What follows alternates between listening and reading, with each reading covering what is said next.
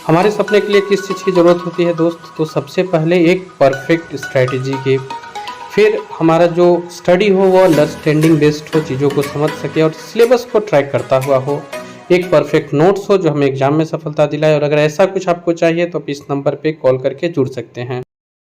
मैं करवा दूंगा। पहला सवाल क्या है भाई बिहार स्पेशल का, कि बिहार 1912 में उड़ीसा से अलग होकर बना था। अगला है कि 12 दिसंबर 1911 को बिहार राज्य की स्थापना की घोषणा की गई थी। इंग्लिश में भी यहाँ पर आप पढ़ सकते हैं जो इंग्लिश मीडियम के हैं। तो पहले का आंसर क्या हो जाएगा, केवल दूसरा सही है, पहला यहाँ पर गलत दिया हुआ है। देखिए 1912 नहीं 1935 में बिहार अलग हुआ है उड़ीसा से। और बिहार दिवस हर साल 22 मार्च को मनाया जाता है। और दिल्ली दरबार 12 दिसंबर 1911 को किंग जॉर्ज पंचम ने घोषणा की थी कि बिहार एक अलग राज्य होगा। तो किसने घोषणा की थी? तो किंग जॉर्ज पंचम ने घोषणा की थी। तो इसको ध्यान में रखिएगा थोड़ा सा। अगले सवाल पर चलते हैं। बिहार के फॉरवर्ड ब्लॉक के नेता कौन थे? तो दूसरे का आंसर क्या हो जाएगा? इसमें से सीलभद्र याजी थे। दूसरे का आंसर सी हो जाएगा। ये तो आसान सवाल था। बिहार के किस स्थान के युवाओं ने ब्रिटिश शासन का मुकाबला करने के लिए ध्रुव दल की स्थापना की थी? तीसरे का आंसर बताइए। और हो सकता है कि यही आपके एग्जाम में पूछ लिया जाए, इसलिए मैं कहता हूं हमेशा कि जब भी आप बिहार स्पेशल के सवालों को करते हैं तो थोड़ा सा इस प्रकार से किया कीजिए कि भाई यही एग्जाम में पूछा जाएगा और एग्जाम में ही हम बैठे हुए हैं, इस प्रकार से MCQ लगाइए। तीसरे का आंसर क्या हो जाएगा? ध्रुव दल की स्थापना बिहार के युवाओं द्वारा कहां पर की गई थी? तो कटिहार में की गई थी। इसका आंसर ए हो जाएगा। अगले सवाल पर चलते हैं कि निम्न कथनों पर विचार कीजिए। भारत छोड़ो आंदोलन के दौरान राजेंद्र प्रसाद ने आजाद दल का गठन किया था। राजेंद्र प्रसाद जी ने आजाद दल का गठन किया था। नेपाल में आजाद दस्ता के प्रमुख प्रशिक्षक नित्यानंद सिंह थे। तो चौथे का आंसर क्या हो जाएगा? इसका आंसर हो जाएगा बी। केवल दो सही है यहाँ पर, पहला जो है वो गलत दिया हुआ है। आजाद दस्ता एक क्रांतिकारी संगठन था जिसकी स्थापना 1942 के भारत छोड़ो आंदोलन के दौरान JP ने किया था। और ये क्रांतिकारी था, मतलब ये गोली बम बारूद में भी विश्वास करते थे और ये लोग अटैक भी करते थे। सूरज नारायण सिंह के नेतृत्व में बिहार के मधुबनी जिले में संगठन की एक अलग स्वतंत्र परिषद की भी स्थापना की गई थी। इसको ध्यान में रखिएगा। अगला है कि इसका आंसर हो जाएगा केवल दो सही है। पांचवा है कि भारत छोड़ो आंदोलन के दौरान 11 अगस्त 1942 को पटना सचिवालय में पुलिस गोलीबारी में शहीद होने वाले छात्रों की संख्या कितनी थी? तो 5 का आंसर हो जाएगा सी। 7 छात्र थे जो शहीद हो गए थे। कितने थे? तो 7 छात्र थे जो शहीद हो गए थे। इसका आंसर क्या हो जाएगा? सी हो जाएगा। अगले सवाल पर चलते हैं कि 1937 में बिहार विधानसभा चुनाव में कांग्रेस को कितनी सीटें मिली थी? तो छठे का आंसर क्या हो जाएगा? बताइए इसका आंसर क्या होगा, एक बार निकालिए आप भी फैक्ट के हिसाब से। छठे का आंसर हो जाएगा सी, यानी कि 98 सीटें मिली थी। भारत सरकार अधिनियम 1935 के आदेशानुसार 1936-37 की सर्दियों में ब्रिटिश भारत में प्रांतीय चुनाव हुए थे। 11 प्रांतों में चुनाव हुए थे। मद्रास, मध्य प्रांत, बिहार, उड़ीसा संयुक्त प्रांत, बॉम्बे प्रेसिडेंसी, असम, उत्तर पश्चिम सीमांत प्रांत, बंगाल, पंजाब और सिंध, इन सभी जगहों पर चुनाव हुए थे। ओके। 1937 के चुनाव में बिहार में पहली सरकार किसने बनाई थी?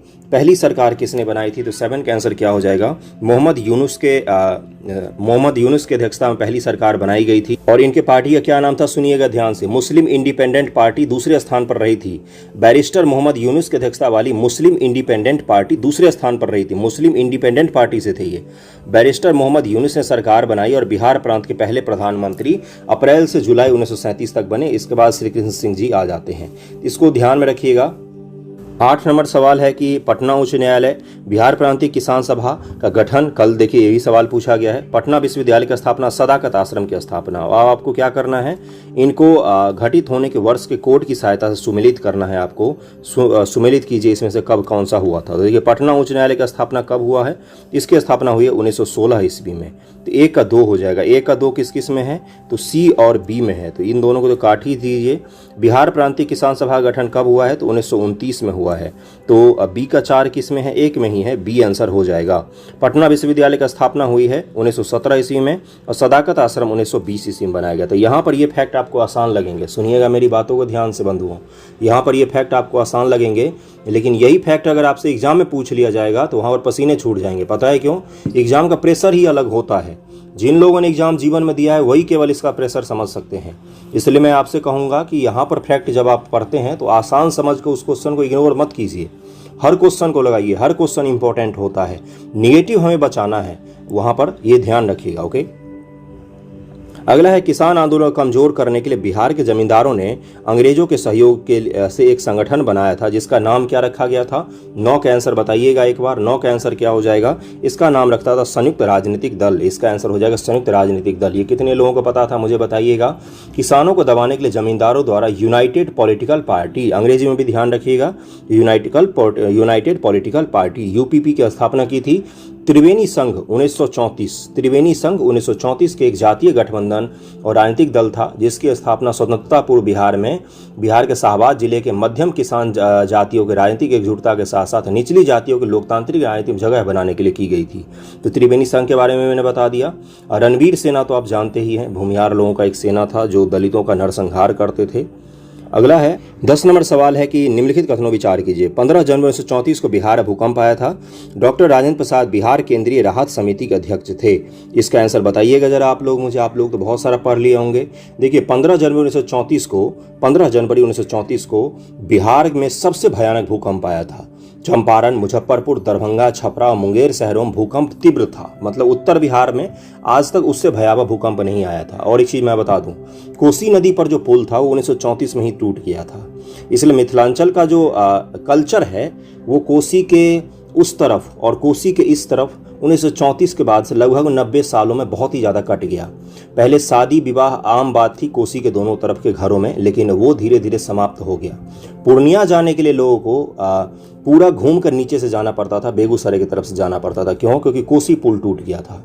वो कब बना है? तो पिछले मोदी गवर्नमेंट ने पिछले साल में बनाया है, पिछले कुछ सालों में बनाया गया उस कोसी पुल को। तो ये कब हुआ था? तो 1934 में ही टूट गया था। और 27 जनवरी 1934 को राजेंद्र प्रसाद ने राहत कार्य मदद के लिए धन की देशव्यापी अपील की थी। इसके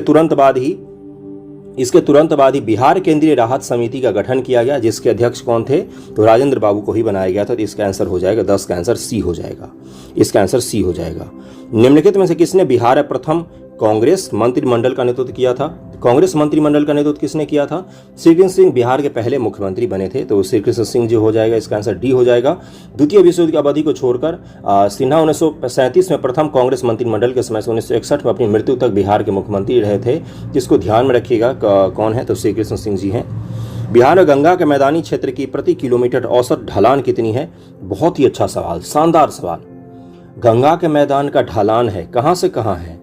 ऐसे है ढलान, इसीलिए सारी नदियां आपको इस तरह से बहती मिलती हैं। सारी नदियां गंगा जी में ऐसे मिलती हैं। क्यों है? क्योंकि ढलान ही उस तरह से है। ओके, तो पूछा गया प्रति किलोमीटर औसत ढलान कितना है। और ये केबीसी नैनो में भी है, दृष्टि में भी है, क्राउन में भी है, इम्तियाज अहमद में भी है। अब आपने पढ़ा है कि नहीं पढ़ा ये आप पर डिपेंड करता है। बुकों के पीछे मत भागिए, एक बुक को 10 बार पढ़ लीजिए, वो ज़्यादा सही होता है। तो 12 का आंसर क्या हो जाएगा? 6 सेंटीमीटर प्रति किलोमीटर के हिसाब से बिहार में ढलान है। इसको ध्यान रखें। परिणाम स्वरूप बाढ़ पटना से लेकर भागलपुर तक गंगा के दक्षिणी तट पर कई दलदल भी बन गए हैं। बिहार में इन दलदलों को ताल के नाम से जाना जाता है। तो 12 का आंसर डी हो जाएगा। और एक चीज़ सुनिएगा, उत्तरी मैदान की तुलना में दक्षिणी के जो मैदान है उनका ढलान अधिक चिकना है। ओके, बिहार के निम्नलिखित किस व्यक्ति ने दांडी मार्च भाग लिया था?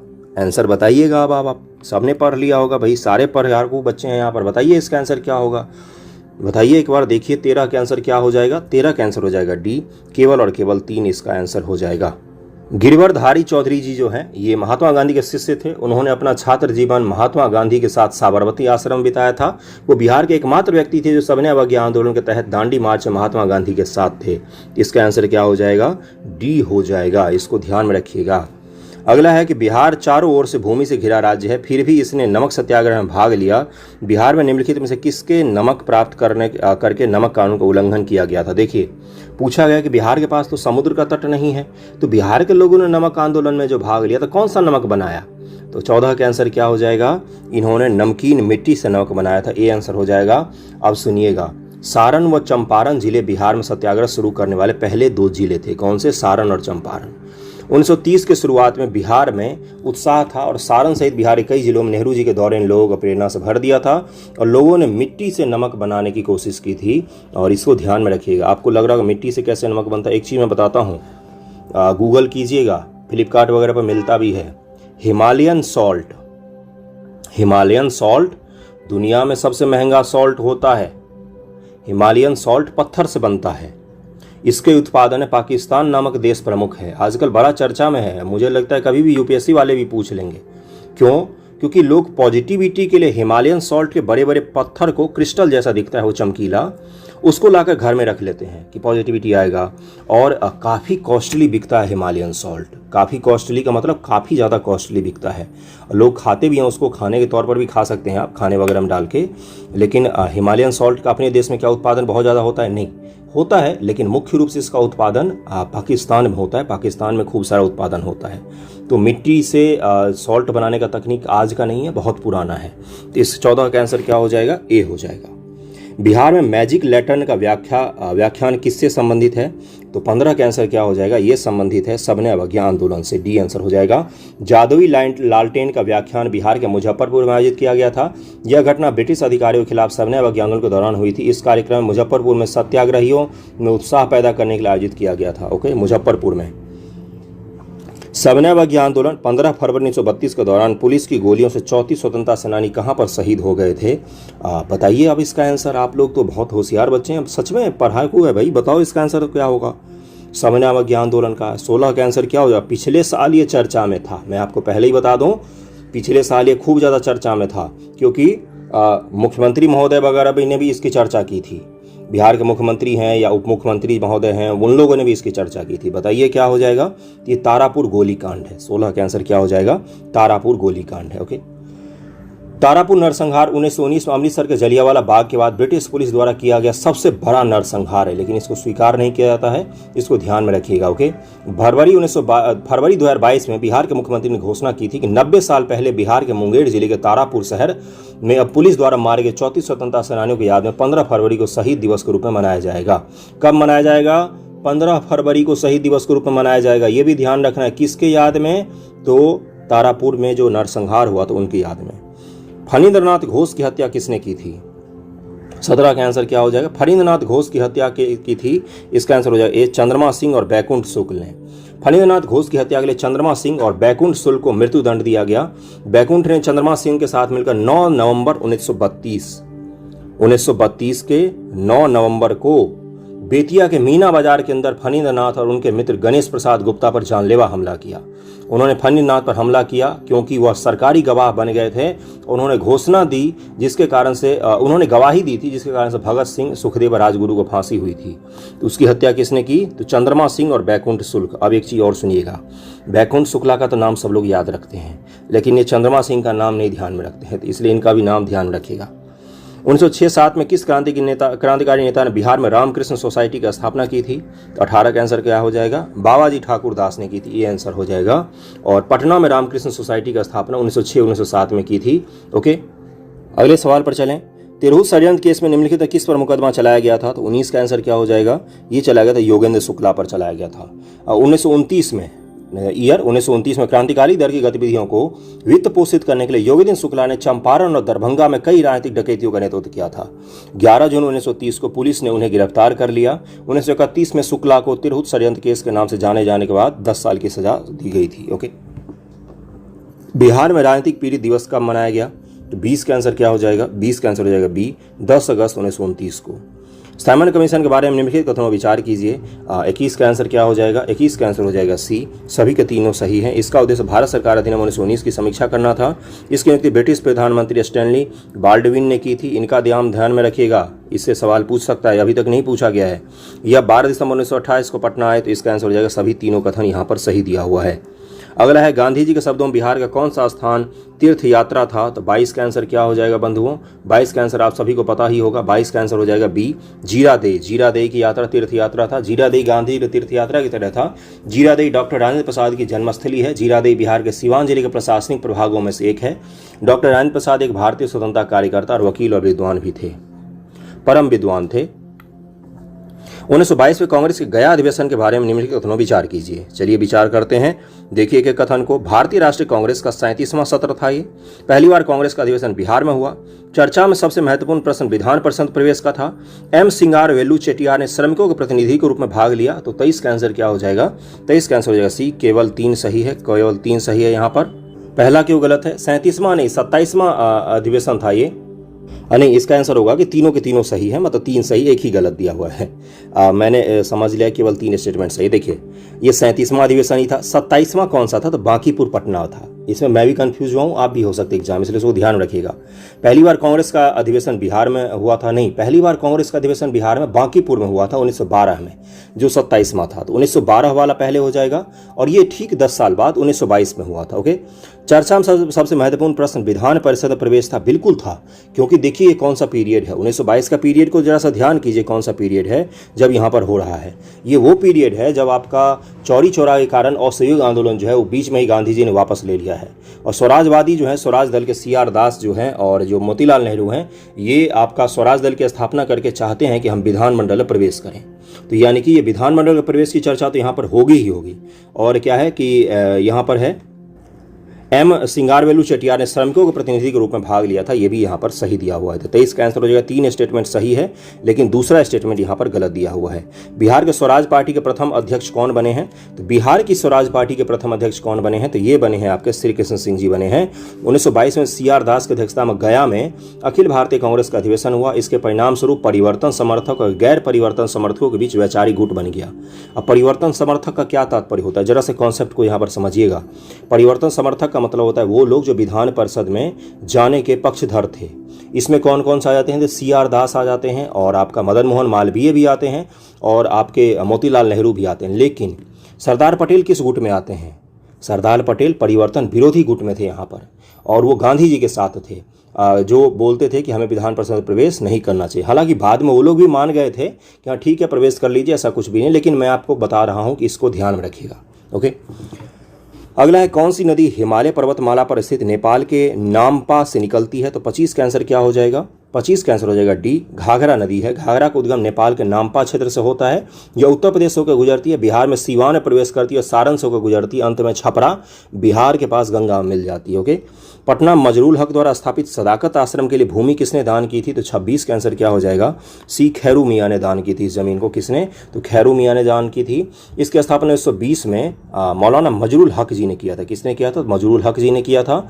और 20 एकड़ फैले आश्रम की जमीन उनके करीबी मौलाना मजरूल हक के मित्र खैरून मियाँ ने राष्ट्रीय आंदोलन को दान में दे दी थी। तो इसको ध्यान में रखिएगा। 27 प्रिंस ऑफ वेल्स पटना कब आए थे? वेल्स एक जगह है, उसके प्रिंस आए थे पटना, बस इसको ध्यान में रखिएगा। 27 का आंसर क्या हो जाएगा? इसका आंसर है B, 22 से 23 दिसंबर 1921 को प्रिंस ऑफ वेल्स कहाँ पर आए थे? तो पटना आए थे। बिहार और उड़ीसा के पहले मेडिकल कॉलेज का नाम उनके नाम पर रखा गया था। उनकी यात्रा के स्मृति में जो उस समय एक नई प्रांतीय राजधानी थी उसका उन्होंने दौरा किया था। 28 है कि 6 अप्रैल 1919 को पटना में एक विशाल जुलूस का नेतृत्व किसने किया था? तो 28 का आंसर क्या हो जाएगा? सैयद हसन इमाम ने किया था। ए आंसर हो जाएगा। 29 नंबर पर चलते हैं कि चंपारण आंदोलन के समय बिहार के उपराज्यपाल कौन थे? तो 29 का आंसर क्या हो जाएगा? 29 का आंसर हो जाएगा B, यानी कि एडवर्ड आल्बर्ट गेट जो थे, ये चंपारण आंदोलन के समय बिहार के उपराज्यपाल थे। वेरी वेरी वेरी इंपॉर्टेंट सवाल, आप में से बहुत सारे लोगों को नहीं पता होगा, ध्यान रखिएगा इनको। आल्बर्ट गेट को जरूर ध्यान में रखिएगा। 29 का आंसर हो जाएगा B। इस प्रकार 4 जून 1917 बिहार के lieutenant governor sir Edward Gait ने रांची में गांधी जी का स्वागत करते गांधी को शामिल करते हुए एक औपचारिक जांच समिति की घोषणा भी की थी। किसने? तो इसी आदमी ने की थी। चंपारण में नीलहों द्वारा रैयतों पर किए गए अत्याचार किस अखबार से लगातार लेख प्रकाशित किया गया? तो 30 का आंसर हो जाएगा B, ये प्रताप नामक अखबार था। प्रताप नामक अखबार था। मोहम्मद मुनीस के संपादन प्रताप जैसे समाचार पत्रों ने भी रैयतों के संघर्ष की आवाज़ को दूर दूर तक पहुंचाने के लिए भरपूर प्रयास किया। यह प्रताप ही था जिसने चंपारण अत्याचार पर लेख प्रकाशित की थी। भारतीय राष्ट्रीय कांग्रेस के किस अधिवेशन में पटना विश्वविद्यालय विधेयक पेश किया गया था? 31 का आंसर क्या हो जाएगा? भारतीय राष्ट्रीय कांग्रेस का कौन सा अधिवेशन था? तो ये था आपका लखनऊ सत्र 1916। लखनऊ सत्र 1916। लखनऊ सत्र की बहुत सारी खासियत है। मुस्लिम लीग और कांग्रेस का एकीकरण हुआ था, मतलब कि दोनों मान गए थे कि कांग्रेस ने मुस्लिम लीग को स्वीकृति दे दी थी। लेकिन एक चीज़ और ध्यान रखिएगा, ये इतिहास का सबसे बड़ा ब्लंडर माना जाता है कि भारतीय राष्ट्रीय कांग्रेस ने मुस्लिम लीग को अपने समान जगह दी, अपने साथ बिठाया, अपने सामने बिठाया। उसको इतनी महत्व नहीं देना चाहिए था, उस लायक वो पार्टी थी नहीं, लेकिन क्यों दिया गया ये भी मैं आपको कभी डिटेल बताऊंगा। दूसरा क्या था, इसमें नरम दल और गरम दल का भी एकीकरण हुआ था, कांग्रेस फिर से एक हो गई थी। तो इसका आंसर ध्यान में रखिएगा। 31 का आंसर हो जाएगा लखनऊ सत्र 1916। 32 एक मुजफ्फरपुर जिला होम रूल के संस्थापक कौन थे? तो 32 का आंसर क्या हो जाएगा? ए, जनकधारी प्रसाद थे। जनकधारी प्रसाद थे। बाबू जनकधारी प्रसाद बिहार के स्वतंत्रता सेनानी थे और महात्मा गांधी के सहयोगी भी थे। 33 पर आ गए कि रेवती नाग का संबंध किससे है, तो 33 का आंसर क्या हो जाएगा, इनका संबंध है ढाका अनुशीलन समिति से, सी आंसर हो जाएगा। और अभियान है तो भागलपुर भेजा था इनको, भागलपुर भेजा गया था। अगला है 34 नंबर के श्री इंद्रनाथ नंदी द्वारा कुछ अन्य क्रांतिकारियों ने किसकी सहायता से बिहार में क्रांतिवाद का प्रचार किया था, तो 34 का आंसर क्या हो जाएगा, जादुई लालटेन के माध्यम से। रात को गांव वालों की बैठक बुलाते थे लालटेन के रोशनी में, इसलिए जादुई लालटेन के द्वारा प्रचार किया था, ये लिखा गया है। 1914 में भारत से कांग्रेस का एक प्रतिनिधिमंडल इंग्लैंड भेजा गया जिसमें 2 बिहारी नेता शामिल थे, तो 35 का आंसर क्या हो जाएगा, इसका आंसर सी, मजरूल हक और सजदानंद सिन्हा जी को भेजा गया था, 35 का आंसर सी हो जाएगा। 36 नंबर है कि बिहार टाइम्स नामक पत्र का प्रकाशन कब प्रारंभ हुआ, तो 36 का आंसर क्या हो जाएगा, इसका आंसर हो जाएगा डी, 1894 ईस्वी में हुआ था। बिहार में 3 अंग्रेजी अखबारों ने अलग अलग वर्षों में अपनी यात्रा शुरू की थी। इंडियन क्रॉनिकल 1881, इंडियन क्रॉनिकल 1881, अगला बार यही पूछ लेगा। बिहार टाइम्स 1894 बिहार टाइम्स, और Bihar guardian 1899 Bihar guardian, okay. और बिहार टाइम्स की स्थापना 1894 में किनके द्वारा की गई थी, तो सजदानंद सिन्हा के द्वारा की गई थी, जब वो अपनी विश्वविद्यालय की शिक्षा पूरी करने के बाद अपने समकालीन महेश नारायण, विश्वेश्वर सिंह, शालिग्राम सिंह, महावीर सहाय और नंद किशोर लाल के साथ इंग्लैंड से लौटे थे।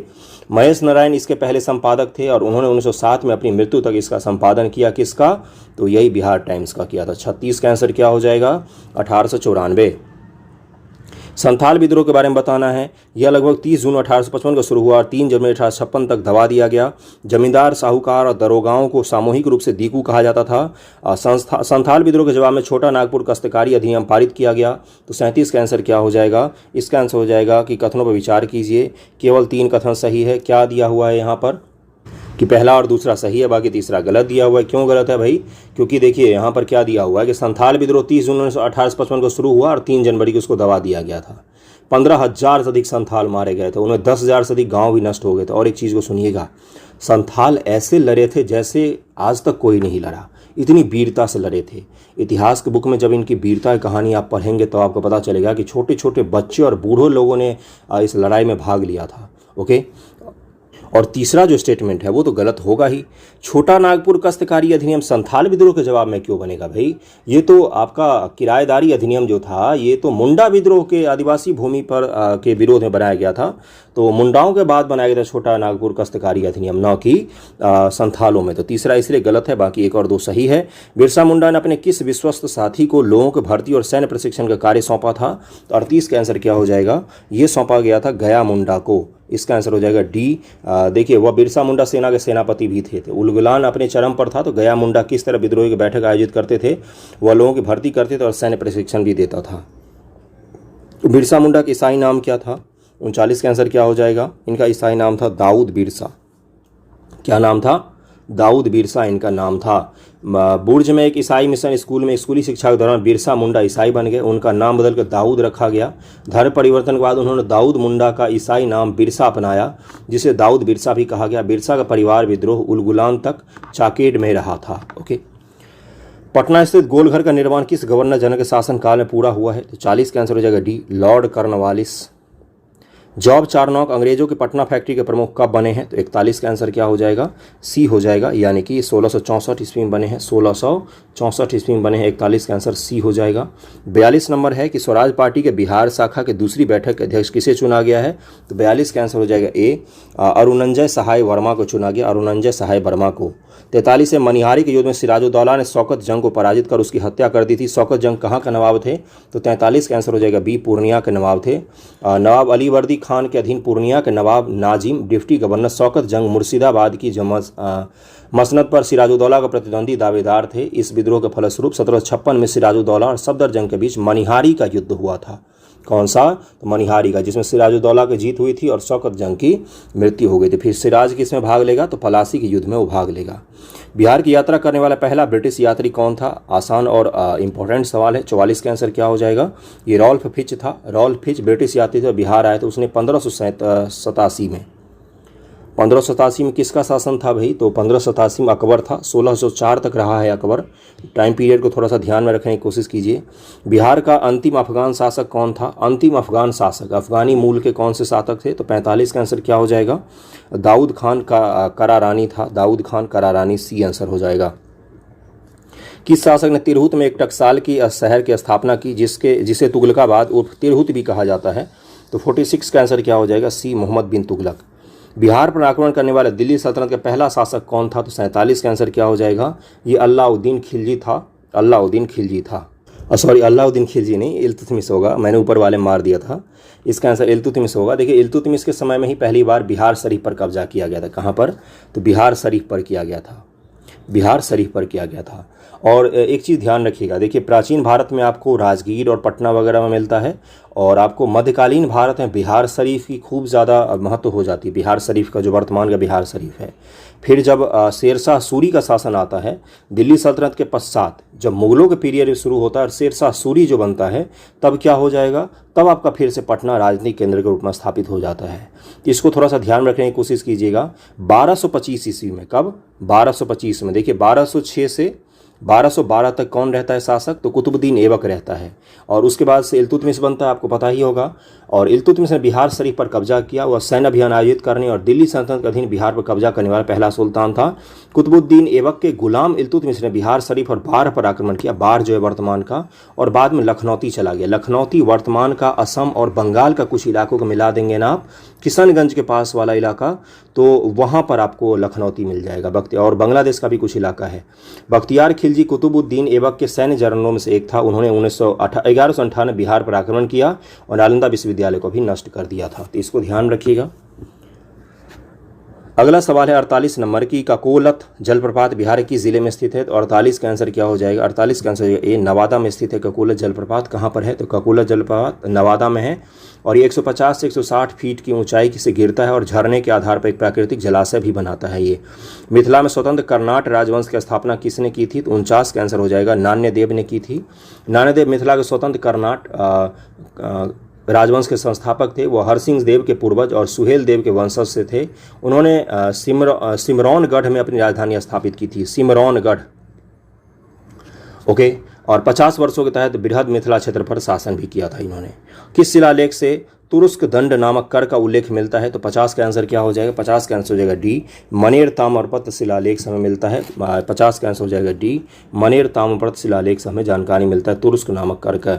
51 नंबर है कि निम्नलिखित में कौन सा लेखक बिहार में रुका और बख्तियार खिलजी के हमलों के बारे में प्रत्यक्ष जानकारी प्रदान की? कौन सा लेखक था? तो 51 का आंसर क्या हो जाएगा? इस लेखक का नाम है मिन्हाज-उस-सिराज। मिन्हाज-उस-सिराज। और इसके बुक का क्या नाम है? तबकाते नासरी। तबकाते नासरी नाम है इसके बुक का। और तबकाते नासरी पूछा जा चुका है, तबकात ए नासरी। निम्नलिखित में से किस मौखरी शासक को मगध के स्वामी के रूप में जाना जाता है? मौखरी वंश के किस शासक को जाना जाता है? तो 52 का आंसर क्या हो जाएगा? ये हो जाएगा सर्ववर्मन। सर्ववर्मन को जाना जाता है। सर्ववर्मन को जाना जाता है, ओके। 53 नंबर है कि चीनी तीर्थयात्री फाहियान पाटलिपुत्र में कितने समय तक रहा था? कठिन सवाल है। 53 का आंसर क्या हो जाएगा? 53 का आंसर हो जाएगा सी, 3 वर्षों तक रहा था। 54 है कि अशोक का शिलालेख निम्न से कौन सा शिलालेख बिहार में नहीं मिला है? लौरिया ररेजा, लौरिया नंदनगढ़, रुम्मनदेई, रामपुरवा। तो 54 का आंसर क्या हो जाएगा? 54 का आंसर हो जाएगा रुम्मनदेई, जो है वर्तमान के नेपाल के लुम्बिनी में है। ये लुम्बिनी में है। ये कहां पर है? तो लुम्बिनी में है, ओके। निम्न से किस शासक ने पहली बार पाटलिपुत्र को मगध की राजधानी बनाया? तो ये उदायन था। उदायन था ये। इसका आंसर सी हो जाएगा। मगध के किस शासक ने अपने मंत्री वत्सकार को लिच्छवी क्षेत्र में उसके बीच मतभेद के बीज बोने के लिए भेजा था? तो 56 का आंसर क्या हो जाएगा? अजातशत्रु ने भेजा था इसको। निम्न से कौन सा महाजनपद आधुनिक बिहार के क्षेत्र में स्थित नहीं था? तो 57 का आंसर क्या हो जाएगा? सी, वत्स जनपद नहीं था। वत्स की राजधानी थी कौशाम्बी और वर्तमान के इलाहाबाद के पास था, ओके। 58 है कि अथर्ववेद में वर्णित व्रात्य शब्द का तात्पर्य निम्नलिखित लोगों से है? तो 58 का आंसर क्या हो जाएगा? 58 का आंसर हो जाएगा डी, मगध के क्षेत्र को व्रात्य कहा जाता। तो इसका तात्पर्य होता था ऐसे लोग जिनसे नहीं मिलना चाहिए, ऐसी जगह जहां पर नहीं जाना चाहिए, वो कहा जाता था, ओके। मगध का क्षेत्र हो जाएगा। 59 है कि गया जिले के अपसट से खुदाई में प्राप्त विष्णु मंदिर के ईंट की दीवार पर किस महाकाव्य की कहानी चित्रित की गई है? तो 59 का आंसर क्या हो जाएगा? 59 का आंसर हो जाएगा गयासुर पर विजय की जो गाथा है वही लिखा गया है। भगवान विष्णु ने गयासुर पर विजय प्राप्त की थी। 60 है निम्न से कौन सा शिलालेख पाल शासकों के बारे में जानकारी प्रदान करता है? तो 60 का आंसर हो जाएगा डी, उपरोक्त में सभी। देवपाल का मुंगेर ताम्रपत्र, नारायण पाल का भागलपुर ताम्रपत्र, विग्रहपाल का बानगढ़ ताम्रपत्र, ये सभी के सभी प्रदान करते हैं। 61 है कि बिहार में कोयला कहाँ से प्राप्त होता है? तो 61 का आंसर क्या हो जाएगा? इनमें से देखिए, इनमें से भागलपुर से प्राप्त होता है, इसका आंसर सी हो जाएगा। अभी तक बिहार में कोई कोयला खदान नहीं है, लेकिन भागलपुर के BCCL को कोयला ब्लॉक आवंटित किया गया है, तो इसको ध्यान में रखिएगा, इसका आंसर सी हो जाएगा। अगला है पेपर, सिगरेट, प्लाईवुड, जूट, और इधर आपको मैच करना है कहाँ पर किसका उद्योग चलता है। एक बार मैच कीजिए, इसको देखिए। पेपर का कहाँ पर हो जाएगा, तो ये हो जाएगा डालमिया नगर। सिगरेट का कहाँ पर हो जाएगा, तो सिगरेट का हो जाएगा दिलवरपुर। प्लाईवुड का हाजीपुर में है, और जूट का पूर्णिया में हो जाएगा। 1 2 3 4 इसका आंसर हो जाएगा बी हो जाएगा। बिहार में गिद्ध संरक्षण योजना के बारे में निम्नलिखित कथनों विचार कीजिए। एक बार विचार कीजिए, देखिए कौन कौन सा इसमें से सही दिया हुआ है। 63 का आंसर निकालने की कोशिश एक बार खुद से भी कीजिए। इसका आंसर हो जाएगा, इसे गिद्ध संरक्षण प्रजनन केंद्र हरियाणा के तर्ज पर वाल्मीकि टाइगर रिजर्व में स्थापित करने का प्रस्ताव किया गया है। तो इसका आंसर हो जाएगा कि भाई पहला गलत दिया हुआ है। क्यों गलत दिया हुआ है? क्योंकि वन अधिकारियों ने उत्तराखंड के कॉर्बेट नेशनल पार्क की तर्ज पर इसको स्थापित किया है, तो पहला गलत हो जाएगा। पहला को काट दीजिए तो आपको 3 स्टेटमेंट काट देंगे, तो उसके बाद से आंसर निकल जाएगा 2 और 3 इसका आंसर हो जाएगा। सफाई कर्मी के रूप में गिद्ध अपने पीछे हड्डियों सहित कुछ भी नहीं छोड़ते। गिद्ध खाद्य श्रृंखला में सबसे ऊपर होते हैं, तो इसका आंसर हो जाएगा 2 और 3 सही है। भीमबांध अभ्यारण्य मुंगेर किस प्रकार का वन क्षेत्र है, तो 64 का आंसर क्या हो जाएगा, किस प्रकार का है ये, तो 64 का आंसर हो जाएगा बी, साल वन यहाँ पर पाए जाते हैं, बी हो जाएगा। विक्रमशिला गंगा डॉल्फिन अभ्यारण्य के बारे में निम्नलिखित कथनों विचार कीजिए। एक बार विचार आप भी कीजिए, बाकी तो मैं बताऊंगा ही आपको कितने कथन सही हैं इसमें से। तो इसमें से देखिए, जो यहाँ पर दूसरा स्टेटमेंट दिया हुआ वो गलत है कि 2005 में इसको किया गया है डॉल्फिन अभ्यारण्य के रूप में अधिसूचित, जबकि 1991 में इसको डॉल्फिन अभ्यारण्य के रूप में अधिसूचित किया गया था। दूसरा गलत है, यानी कि केवल 3 स्टेटमेंट यहाँ पर सही है, तीनों बाकी सही हैं। यह भारत का एकमात्र डॉल्फिन अभ्यारण्य है। इसे बॉम्बे नेचुरल हिस्ट्री सोसाइटी द्वारा महत्वपूर्ण पक्षी क्षेत्र के रूप में अधिसूचित किया गया है। यह भागलपुर जिले के सुल्तानगंज से कहलगांव तक गंगा नदी में 60 किलोमीटर का हिस्सा है। बिहार में स्थित अभ्यारण्य और प्राणी उद्यान और वहां स्थित जिलों का आपको मैच करना है। संजय गांधी जैविक उद्यान कहां पर है, तो यहाँ तो आप घूमने गए होंगे, पटना में है। 1 का 5 हो जाएगा। 1 का 5 देखिए किस किस में है, इन दोनों काट दीजिए। उसके बाद से वाल्मीकि बाघ अभ्यारण्य कहाँ पर है, तो ये पश्चिमी चंपारण। बी का 3 दोनों में ही है। कैमूर अभ्यारण्य कहाँ पर है, तो कैमूर अभ्यारण्य है आपका रोहतास में, यानी सी का 2 होना चाहिए। सी का 2 किस में है, तो ए में है, ए आंसर हो जाएगा। गौतम बुद्ध वन्यजीव अभ्यारण्य कहाँ पर है, तो ये है आपका गया में। पंत वन्यजीव अभ्यारण्य कहाँ पर है, तो ये है नालंदा जिले में। इसको ध्यान में रखिएगा, इंपॉर्टेंट सवाल है, ए आंसर हो जाएगा। भारत वन स्थिति रिपोर्ट 2021 के अनुसार बिहार के कुल भौगोलिक क्षेत्रफल का कितना प्रतिशत वन क्षेत्र है, तो 67 का आंसर क्या हो जाएगा, 67 का आंसर हो जाएगा सी, 7.84%। निम्न से किस फसल की खेती बिहार में खरीफ, रबी, गर्मी सभी मौसमों में की जाती है, तो 68 का आंसर हो जाएगा बी, मक्का की खेती की जाती है। बिहार में भूमि सुधार अधिनियम कब लागू किया गया है, तो 69 का आंसर क्या हो जाएगा, ये हो जाएगा ए, 1950 में लागू किया गया। मेहसाना और नागपुरी किस जानवर की नस्लें हैं, तो 70 का आंसर क्या हो जाएगा, ये भैंस। पहला का आंसर तो 70 का आंसर तो पता ही था, 70 मैंने बता दिया था। 70 का आंसर क्या था भाई, तो ये मेहसाना जो है ये भैंस की नस्लें हैं जो बहुत अच्छी दूध देती है। 71 नंबर सवाल से चलते हैं हम लोग। क्या है, बिहार में चीनी मिलों का संकलन बिहार के किस कृषि जलवायु क्षेत्र में अधिक है, बिहार के किस कृषि जलवायु क्षेत्र में चीनी मिल आपको ज़्यादा दिखते हैं, तो 71 का आंसर क्या हो जाएगा, देखिए ये बिहार है, ये बिहार में नदी बह रही है। बिहार का पश्चिमी चंपारण और तिरहुत का जो रीजन है ना, इसमें आपको मैक्सिमम चीनी का क्षेत्र दिखता है। तो उत्तर पश्चिम का जलवायु क्षेत्र जो है ये उत्तर पश्चिम का इलाका हो गया, यहाँ पर हो जाएगा। 71 का आंसर हो जाएगा ए। अगला है कि बिहार का पहला जैविक गांव केडिया किस जिले में स्थित है, बताइए एक बार आप लगाने की कोशिश तो कीजिए, बाकी तो मैं बताऊंगा ही आपको। 72 का आंसर हो जाएगा ए, जमुई में स्थित है। कहाँ पर है, तो ये जमुई में स्थित है। अगला है कि बिहार के किन उत्पादों को जीआई टैग मिला हुआ है, तो 73 के आंसर बताइएगा। इधर अंग्रेजी में भी आंसर सवाल लिखा हुआ है, तो आप उसको भी पढ़ सकते हैं। जीआई टैग को तो अंग्रेजी में जीआई टैग ही बोलते हैं, है ना। बताइए इसका आंसर क्या हो जाएगा, 73 का आंसर क्या हो जाएगा। देखिए इसमें से जर्दालू आम, मर्चा चावल को भी मिला हुआ है, मघी पान को भी या कतरनी चावल को भी मिला हुआ है, तो इसका आंसर हो जाएगा सी। 1 2 3 4 आंसर हो जाएगा। केंद्र सरकार द्वारा बिहार में केला अनुसंधान केंद्र कहाँ पर स्थापित किया जा रहा है, तो 74 का आंसर आप लोग मुझे बताएंगे। 2017 में बिहार के डैश जिले के गौरौल में, कौन सा जगह, गौरौल में स्थापित किया जा रहा है। कौन सा जिला का बताइए, अब तो बता ही दीजिए। वैशाली जिला में है गौरौल जगह। गौरौल को भी ध्यान में रखिएगा। और 2017 में स्थापित किया गया था। ये कब किया गया, 2017 में स्थापित किया गया था। राजेंद्र कृषि विश्वविद्यालय पूसा को अक्टूबर 2016 में केंद्रीय कृषि विश्वविद्यालय का भी दर्जा दिया गया था, इसको भी ध्यान में रखिएगा।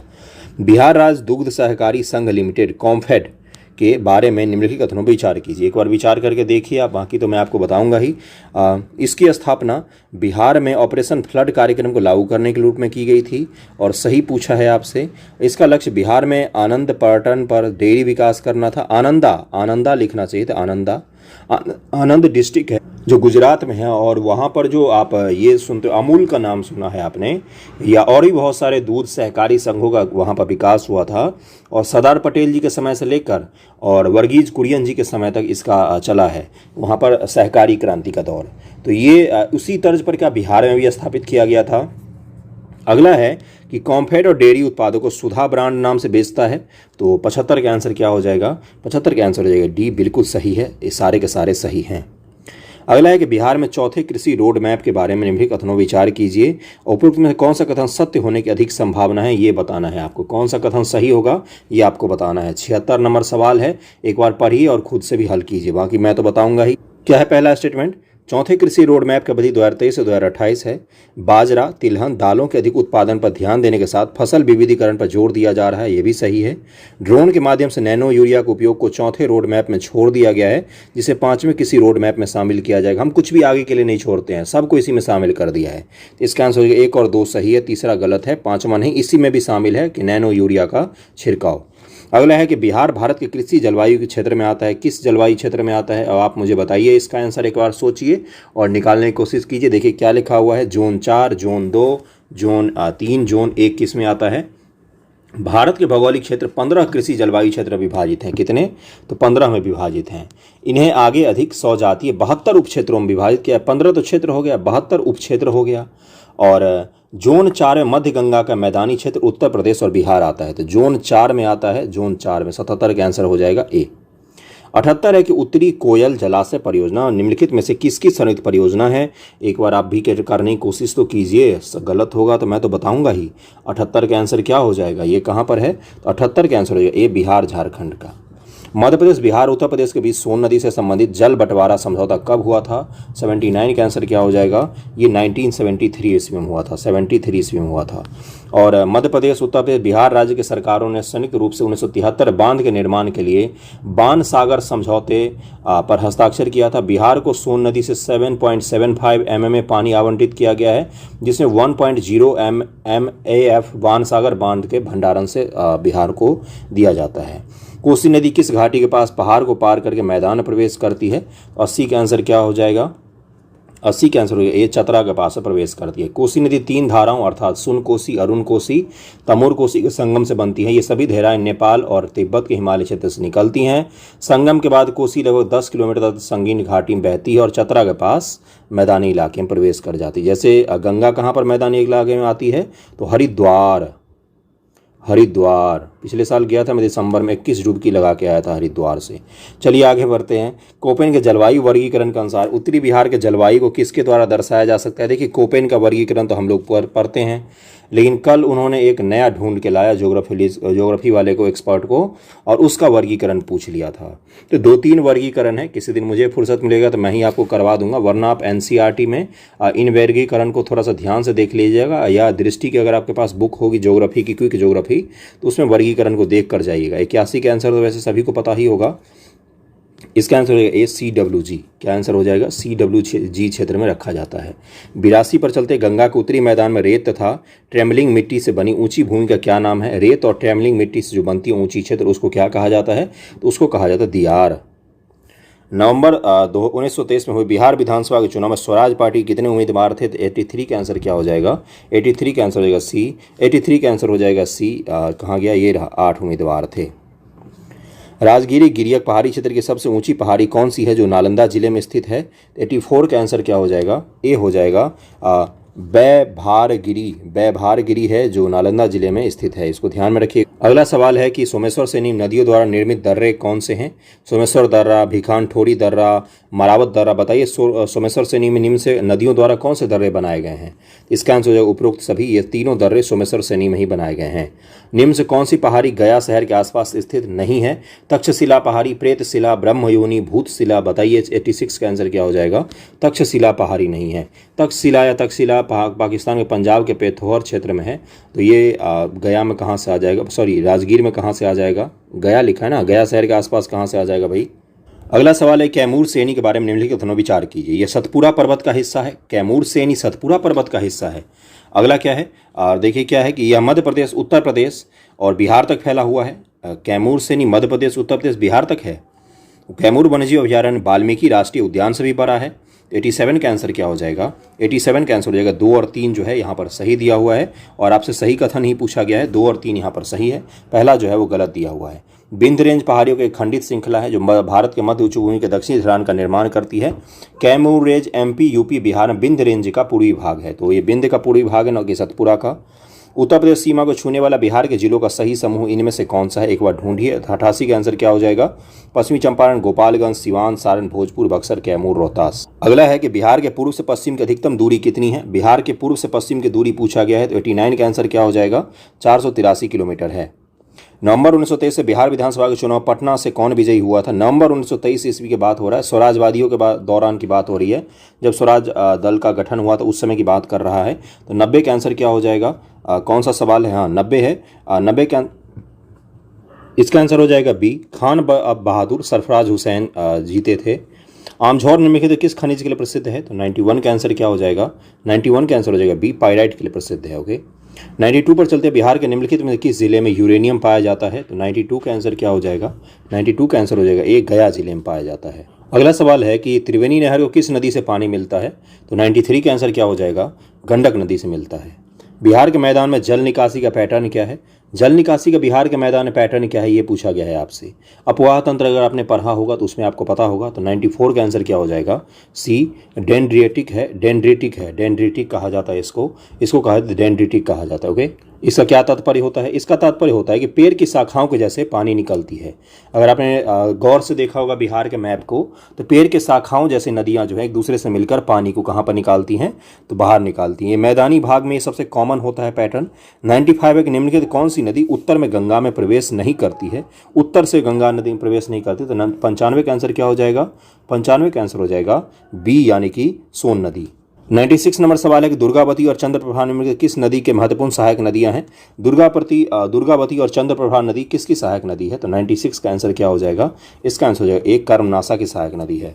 अनुपम झील निम्नलिखित किस वन्य जीव अभयारण्य में स्थित है, वन्य जीव अभयारण्य में स्थित है। अनुपम झील के बारे में पूछा गया है, तो 97 का आंसर हो जाएगा ये आपका कैमूर में है, कैमूर वन्यजीव अभयारण्य में स्थित है ये अनुपम झील।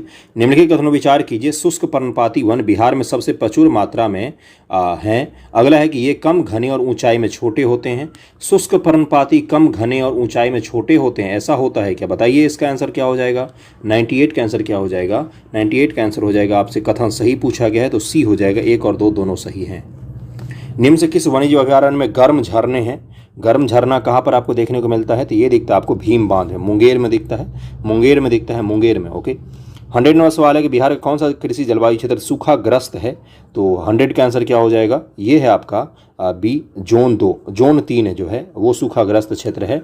और जो बिहार का जोन 3 कृषि जलवायु क्षेत्र सूखाग्रस्त है, इसमें कौन कौन से जिले आते हैं, शेखपुरा, मुंगेर, जमुई, लखीसराय, भागलपुर, बांका जिले जोन 3 के अंतर्गत आते हैं।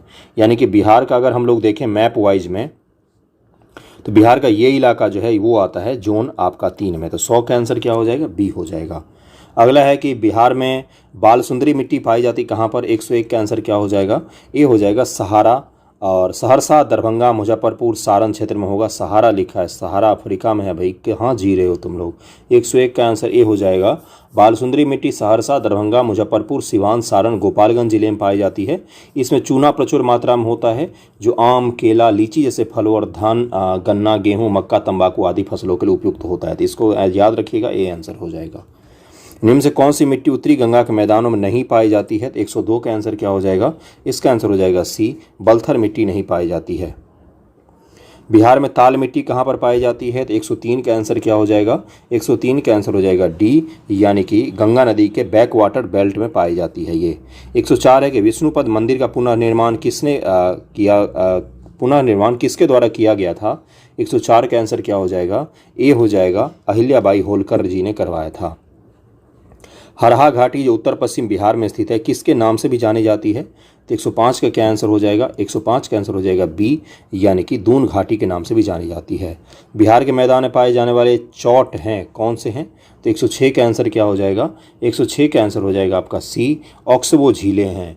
तटबंध का जमाव, नदी किनारों पर रेत के परतें और दलदली गड्ढे जिन्हें चौर कहा जाता है। चौक लिखा है, पता नहीं चौट लिखा है, चौर कहते हैं भाई।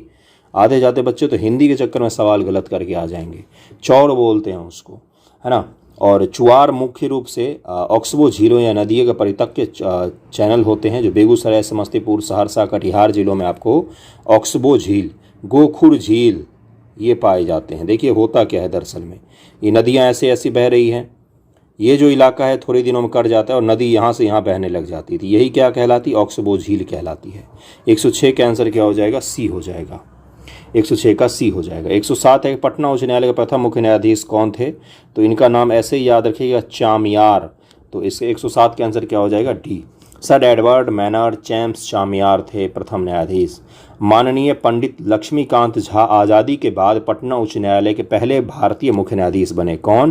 तो लक्ष्मीकांत झा।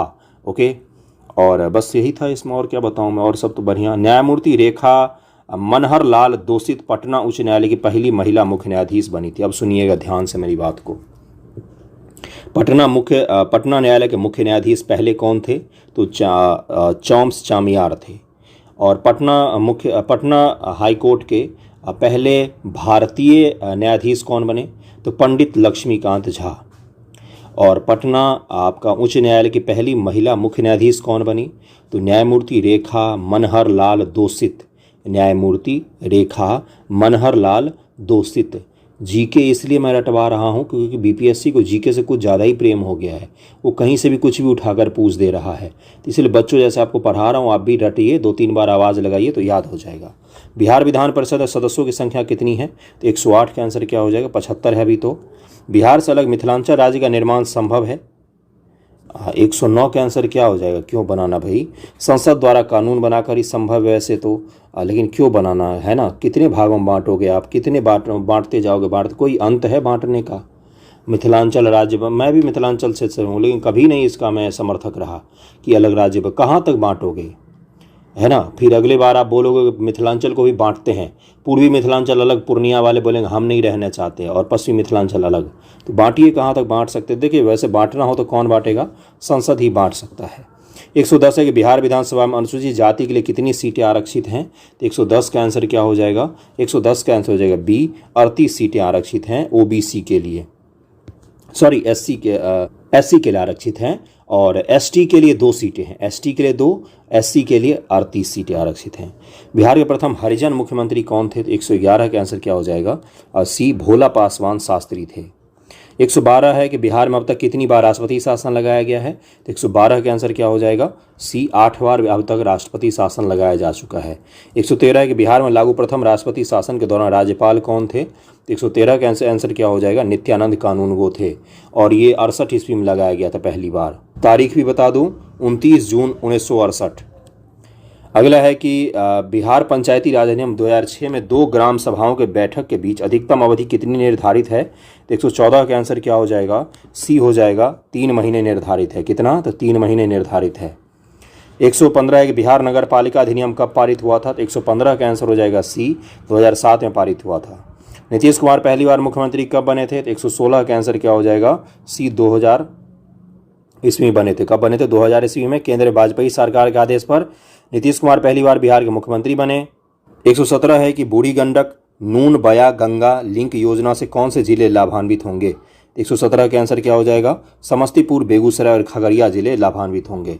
देखिए यह महत्वाकांक्षी परियोजना 4 नदी बूढ़ी गंडक, नून, बाया और गंगा को आपस में जोड़ेगी, और इससे खगड़िया, समस्तीपुर जिलों और बेगूसराय में जो बाढ़ वगैरह से तबाही होती है या जो दिक्कतें होती वो समाप्त हो जाएंगी। 118 नंबर सवाल पर चलते हैं। बिहार में 2021-2022 में कुल फसली क्षेत्र में क्षेत्रफल का हिस्सा क्या है?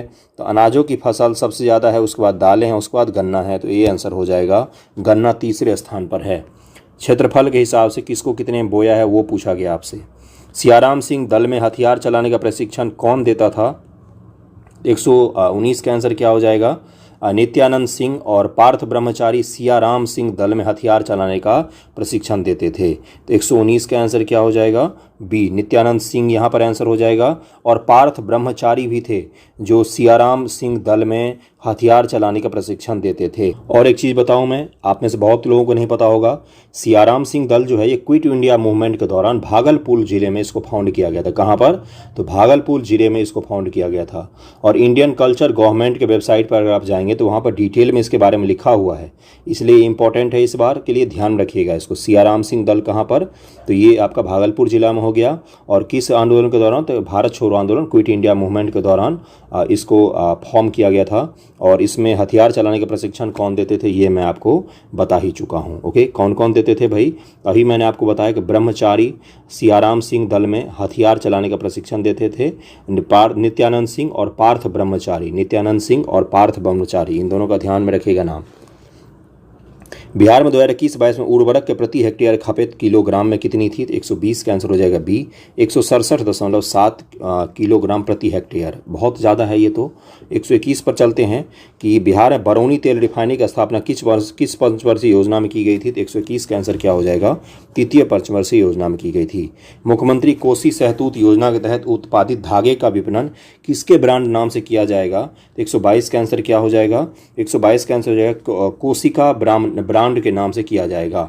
सहरसा, सुपौल, मधेपुरा, अररिया, किशनगंज, कटिहार और पूर्णिया जिलों में सहतूत के विकास के लिए 118.4 करोड़ रुपए की लागत से मुख्यमंत्री कोसी सहतूत ब्रांड की योजना को मंजूरी दी गई है और इसको कोशिका ब्रांड से बेचा जाएगा।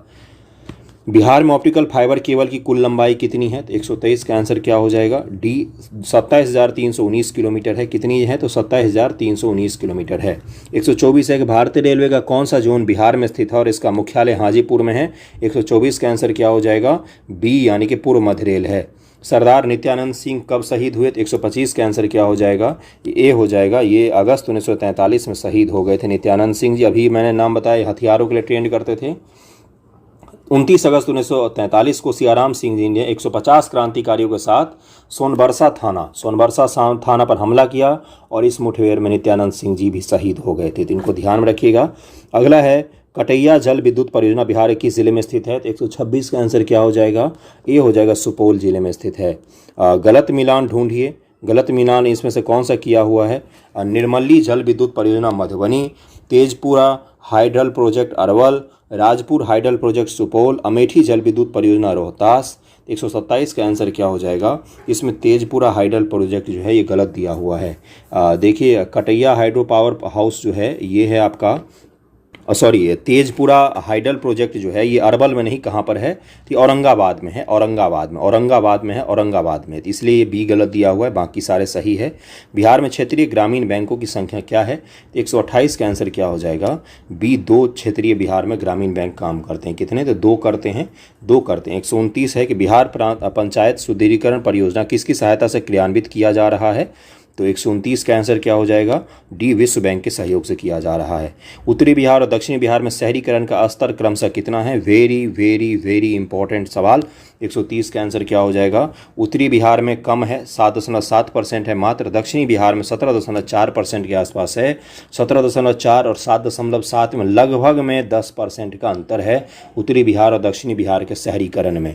इसलिए भी कुछ लोग मिथिलांचल राज्य वगैरह की मांग करते हैं। जो मांग करते हैं, देखिए मैं मांगकर्ता का समर्थन करता नहीं हूं, लेकिन उनकी कुछ नाराज़गी है जिसको ज़रूर बात करने की ज़रूरत है। नीतीश कुमार जी को देखिए, मेरा कोई पर्सनल किसी पॉलिटिकल पार्टी से नहीं है, फिर आप कुछ लोग नाराज़ होकर आ जाएंगे, लेकिन नीतीश कुमार जी को अपने ज़िले के बाहर की दुनिया दिखती ही नहीं है। दक्षिणी बिहार के अलावा बाहर की दुनिया उनको दिखती ही नहीं है। तो ये भी एक सच्चाई है, जिसके कारण से बहुत सारे लोग जो हैं वो नाराज़ होकर अलग अलग राज्यों की मांग करते हैं वगैरह वगैरह। चलिए आगे बढ़ते हैं। यहाँ पर भी आप आंकड़ा देख सकते हैं, उत्तरी बिहार और दक्षिणी बिहार में शहरीकरण का स्तर क्रमशः कितना है? तो 130 का आंसर क्या हो जाएगा? उत्तरी बिहार जिसमें 21 जिले लगभग में शामिल हैं और राज्य के जीएसडीपी में लगभग 42% का योगदान देता है। हालांकि इसकी जनसंख्या हिस्सेदारी 63% के आसपास है बिहार का, और इसका शहरीकरण का स्तर मात्र 7.7% है। दक्षिणी बिहार की तुलना में बहुत कम शहरीकृत है। उत्तर बिहार में शहरीकरण का स्तर 7.7 है और दक्षिणी बिहार में 17.4 है। ओके, तो इसको ध्यान रखिएगा।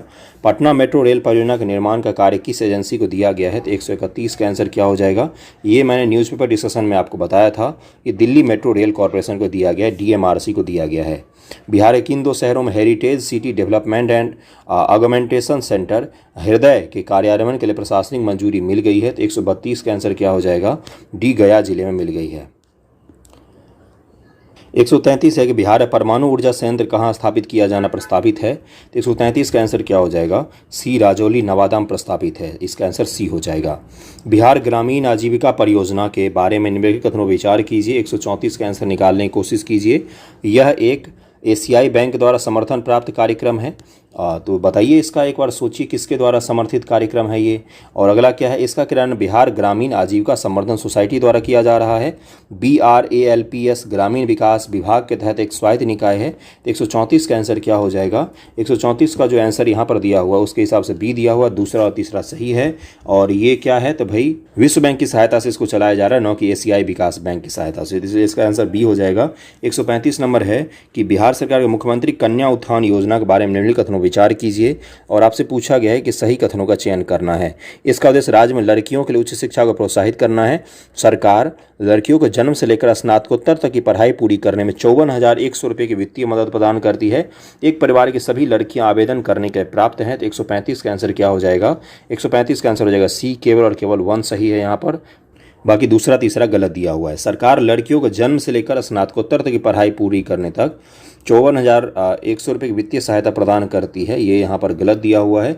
क्यों गलत है? क्योंकि स्नातकोत्तर नहीं है, स्नातक तक के लिए आपको 54,100 रुपया दिया जाएगा, इसलिए दूसरा गलत हो गया।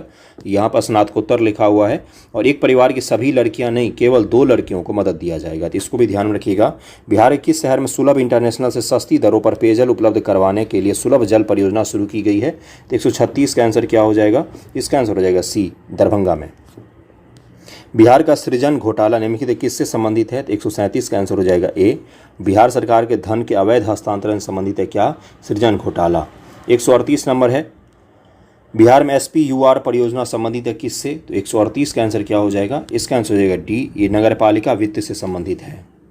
बिहार में ऑपरेशन प्रहार का संबंध किससे है? तो 139 का आंसर क्या हो जाएगा? बी, शराबबंदी से संबंधित है। ऑपरेशन प्रहार किससे है? तो शराबबंदी से है। 140 है, निम्न से कौन सा बिहार पर्यटन का लोगो है? तो 140 का आंसर क्या हो जाएगा? ए, पीपल का पेड़। बिहार में कौन सा बिहार पर्यटन की टैगलाइन है? 141 का आंसर क्या हो जाएगा? बी, यानी कि आनंदमय बिहार। 142 है, राजगीर में स्थित विश्व शांति स्तूप के बारे में निम्नलिखित कथनों विचार कीजिए। एक बार विचार करके देखिए, इसका आंसर निकाल सकते हैं आप। यह लगभग में 800 मीटर की ऊंचाई पर रत्नगिरी पहाड़ी गिद्धकुटा के ऊपर स्थित है। तो आपसे क्या पूछा गया है? सही कथन का चयन करना है। देखिए, ये 400 मीटर की ऊंचाई पर है, न कि 800 मीटर। तो पहला तो गलत हो गया, तो पहला काट दीजिए। उसके बाद से है कि यह गिरधाकुटा में है, जहां बुद्ध ने मौर्य राजा बिंबिसार को बौद्ध धर्म में परिवर्तित किया था। इसे 1969 में जापानी भिक्षु फूजी गुरुजी ने बनवाया था। तो 142 का आंसर क्या हो जाएगा? 142 का आंसर ए, दूसरा और तीसरा सही दिया हुआ है। 143 है कि बिहार में चिकित्सकीय पर्यटन के बारे में निम्नलिखित कथनों विचार कीजिए। नालंदा और मुंगेर में एक्वा थेरेपी आधारित कल्याण केंद्र विकसित किए जा रहे हैं, और कारण है कि सल्फर युक्त गर्म झरने शारीरिक बीमारियों को ठीक करते हैं और अच्छे स्वास्थ्य को बढ़ावा देते हैं। 143 का आंसर क्या हो जाएगा? बिल्कुल ए दिया हुआ है, यानी कि स्पष्टीकरण भी है और सही भी है दोनों। पटना शहर में स्थित पादरी की हवेली और बांकीपुर चर्च किसका प्रतिनिधित्व करती है? तो ये दोनों किस में बनाए गए हैं? तो गौथिक शैली में बनाए गए हैं। ये ब्रिटिशर्स की शैली है मुख्य रूप से। उस्ताद बिस्मिल्लाह खां, जिन्हें 2001 में भारत रत्न से सम्मानित किया गया था, का जन्म स्थान कौन सा है? तो 145 का आंसर क्या हो जाएगा? ये है आपका ए, डुमराव। और 1916 में इनका जन्म हुआ था बिहार के डुमराव में 21 मार्च को। उनके पिता बिहार के डुमराव स्टेट के महाराजा केशव प्रसाद सिंह के दरबार में कार्यरत एक दरबारी संगीतकार भी थे। अगला है कि भारत के किस राज्य ने सबसे पहले महादलितों की अवधारणा पेश की और महादलित विकास मिशन का गठन किया था? तो ये था अपना बिहार। 147 है कि बिहार के निम्नलिखित किस शहर को स्मार्ट गंगा सिटी योजना के तहत चुना गया है? 147 का आंसर हो जाएगा डी, पटना को चुना गया है। Bihari student credit action scheme कब शुरू की गई? तो 148 का आंसर क्या हो जाएगा? सी, 2016 में। भारत का पहला जूट पार्क बिहार के किस जिले में स्थापित किया गया है? 149 का आंसर हो जाएगा ए, पूर्णिया में। बिहार में आखिरी बार राष्ट्रपति शासन 7 मार्च 2005 को लगाया गया, तो उस समय बिहार के राज्यपाल कौन थे? तो 150 का आंसर हो जाएगा बूटा सिंह थे राज्यपाल। 150 तक हमने कर लिया। 150 सवाल आपको 2 दिन में मैंने करवा दिया है। कैसा लगा है आपको वीडियो ज़रूर बताइएगा मुझे। अपने हिसाब से मैंने लगभग बिहार स्पेशल का एक सेट आपको करवाया है। अभी बहुत सारे सेट हैं जो आपको मुझे करवाने हैं। वीडियो पसंद आता है तो प्लीज़ शेयर कर दिया कीजिए। प्लीज़ जब मैं बोलता हूँ तो थोड़ा इतना तो कीजिए कम से कम।